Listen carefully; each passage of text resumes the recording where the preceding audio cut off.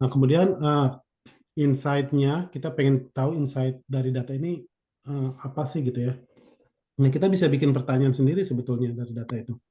Misalnya kita pengen tahu which user online gaming with least atau max average bandwidth requirement.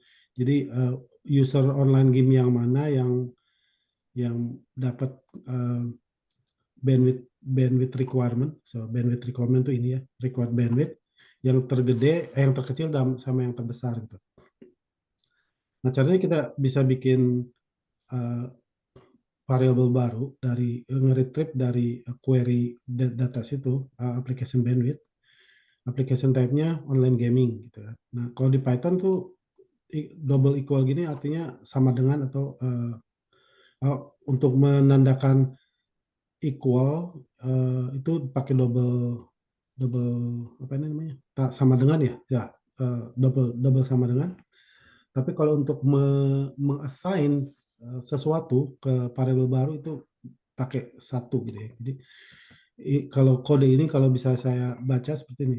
Saya pengen bikin variabel baru namanya new data online gaming, diambil dari data kolom application type yang isinya sama dengan online gaming. Kira-kira kayak gitu apa namanya?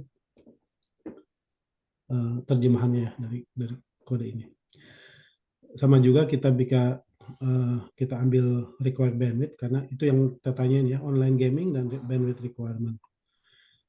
Nah, tadi saya bilang dia pengen tahu yang the least and the max, ya kan? Nah, kalau kalau untuk hal itu kita bisa bikin pakai tail sama head, tapi uh, instead 5 kita bisa bikin satu karena kan yang the most ya, yang top one, top two, top three gitu pakai tinggal rubah aja adanya. Kalau di dalam bracketnya kosong itu berarti top 5 biasanya by default. Dari situ kita bisa lihat hasilnya ini nih. Jadi user 395 online gaming, datanya itu signal strength-nya 41, latency-nya 47, required bandwidth-nya segini 6451,2. Jadi dari data ini untuk menjawab pertanyaan ini kita dapatkan jawabannya user 395 dengan required bandwidth 6451 gitu. Jadi uh, gampang sebetulnya untuk mengquery apa namanya karakteristik dari data itu dengan teknik seperti ini gitu ya. Terus kita cari lagi contoh yang lain.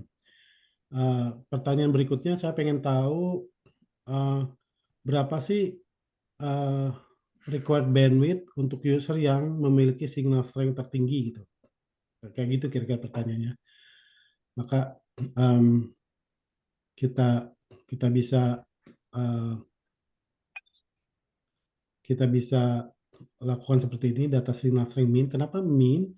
Karena um, signal strength itu kan apa negatif ya, value-nya kan negatif tadi di data awal.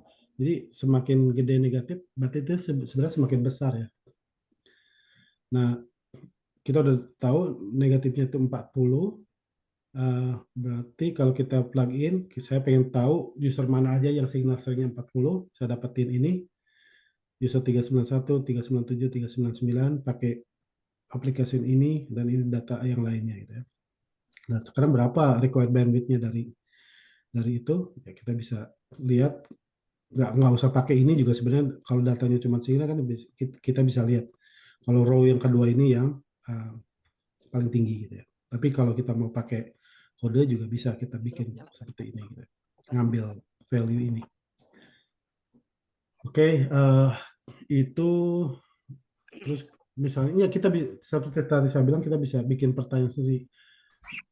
Misal kayak gini, user yang mana sih yang latensinya paling tinggi gitu kan. Nah, kita cari dulu latensi yang paling tinggi itu berapa. Oh, 110 data latensi maksimum. Terus ya kita udah tahu kalau latensi maksimum itu 110, kita tinggal masukin aja ke query seperti ini, latensi sama dengan 110, kita bisa ketahuan oh user 29 pakai IoT itu latensi yang paling tinggi gitu ya. Dan seterusnya ini bisa dilihat saya sudah masukin beberapa contoh pertanyaan yang bisa dijawab dari data ini gitu ya. Nanti di browse sendiri aja.